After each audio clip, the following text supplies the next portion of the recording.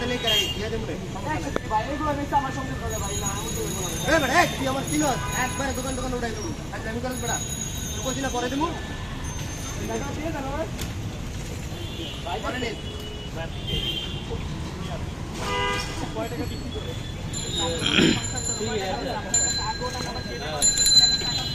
আমার বলতেছেন 30 টাকা পাবো আমি তো যেমন আপনি কয় টাকা বিক্রি করে আপনি অফিসে আপনি যৌনা বেতন পাইছেন হলে কি আপনি 1 তারিখে আপনি আজকে মাসে 5 তারিখে এখনো কোনো টাকাটা দেন না এগুলো অভ্যাস করে থেকে পাইছেন আপনি দেনের টাকা দেন কয় টাকা বা হিসাব করে দেন এখনই টাকা দেন